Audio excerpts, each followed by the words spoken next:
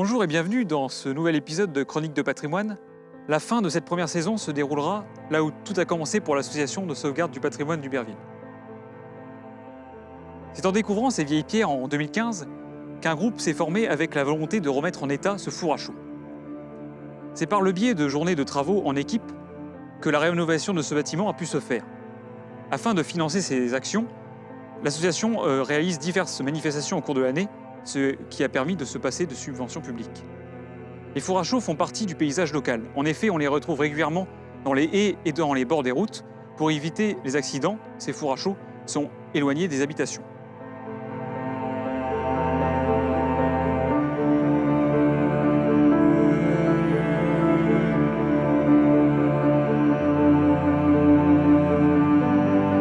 On produit de la chaux en France depuis l'époque gallo-romaine, période durant laquelle apparaissent les tout premiers fours à chaux. Cette activité porte le nom de chauffournerie et ceux qui la pratiquent sont dénommés les chauffourniers. Le principe consiste à brûler du calcaire pour obtenir sa transformation directe en un oxyde de calcium, plus connu sous le nom de chaux vive. Cette opération s'appelle la calcination ou la réduction du calcaire. Elle s'effectue dans des fours ou chauffours verticaux, à chambre de réduction ou de combustion, généralement circulaires, comme ici à Uberville. Sur le four d'Uberville, construit vers le milieu du 19e siècle, le foyer se situe à la base du four et le chargement repose à environ 1 mètre au-dessus, sur une sole en argile soutenue par une grille en fer, construite avec des morceaux de rail et des bandeaux de roues de chariot. La sole possède un trou au centre afin de permettre la diffusion du feu dans la chambre de combustion. Le calcaire et le combustible, bois, charbon, etc., sont empilés dans le four en couches alternées. Le chargement s'effectue par le sommet du four appelé gueulard.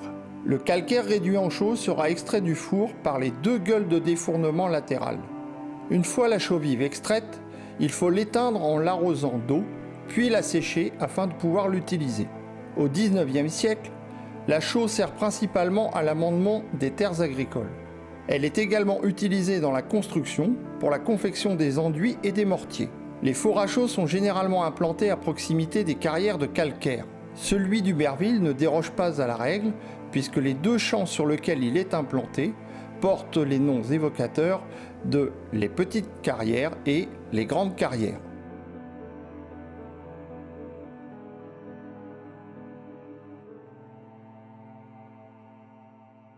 Donc nous voici avec Jean-Claude Fréret, un des piliers de l'association qui a participé activement à la restauration du four à chaud. Donc ma première question, Jean-Claude, ça va être qu'est-ce qui t'a amené à restaurer donc, ce four à chaud? D'abord, cette ambiance de copains et de copines, d'abord, en numéro 1. Et puis bon, de faire quelque chose. Allez, des cailloux surtout. C'est des cailloux qui m'ont amené un peu la taille des cailloux, restaurer quelque chose, voilà. L'amour de la pierre, c'est ça? Voilà. C'est ça.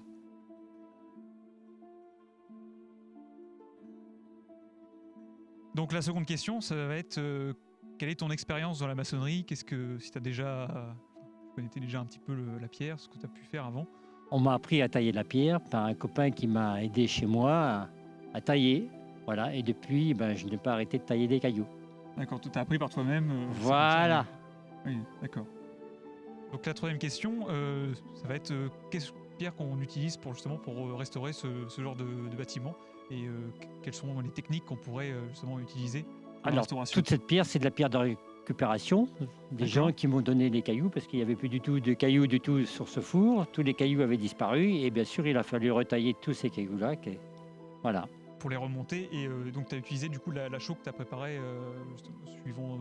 Alors pour maçonner, j'ai utilisé de la chaux et du ciment mélangé pour remaçonner. D'accord, pour faire une structure solide. Voilà. D'accord. Donc quelle est la différence justement entre le ciment et la chaux au niveau de la Alors la chaux, quand on maçonne, ça prend plus de temps à prendre, mais bon, c'est solide la chaux. D'accord. Hein, c'est un bon mélange de la chaux et le ciment. D'accord, ça permet d'avoir une structure plus rigide, d'accord. Donc l'autre question, ça va être aussi qu'est-ce qui reste à faire sur le four à chaud? Parce que là on voit que ça a bien avancé. Alors, est-ce qu'il y a encore des choses? Maintenant que la maçonnerie est finie, maintenant il faut faire les joints. D'accord, oui, donc ça va être on arrive dans le final là. Oui, on voit l'aboutissement quand même. Voilà. On voit bien que là, voilà. c'est le gros œuvre, tout l'extérieur est fini. Il est fini. D'accord. Maintenant, c'est la finition, c'est les joints. D'ailleurs, ça a pris beaucoup de temps à faire, mine de rien, depuis... Ça fait 3 ans. 3 ans, 3 c'est ans ça. qu'on maçonne. D'accord, oui. Mm.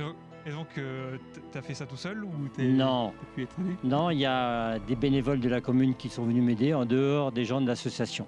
Voilà, C'est et bien. qui m'ont donné également des cailloux pour que je puisse maçonner. D'accord, donc il y avait en plus une bonne ambiance, j'imagine, Voilà. pour travailler. Ça a pu voilà, peut-être motiver un petit peu aussi. Et aider. Oui, heureusement, parce que sinon, quand on fait un chantier comme ça, on sait qu'on en prend pour un moment. J'imagine bien.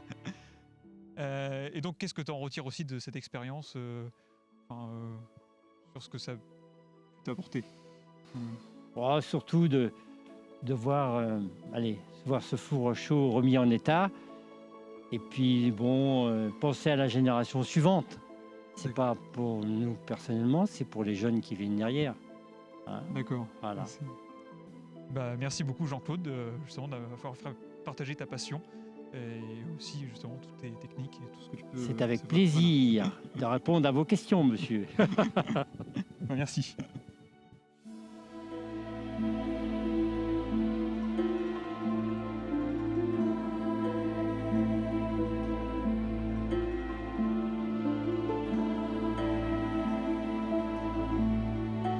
Et voilà, pour Chronique de patrimoine, c'est fini. Mais pas pour l'association qui vous attend dès ce week-end aux Journées du patrimoine. On vous attend donc nombreux pour les visites guidées. Nous parcourrons la commune à la découverte de ces manoirs, tandis que l'équipe de l'association vous accueillera à l'église toute la journée. Nous espérons que cette série vous a plu.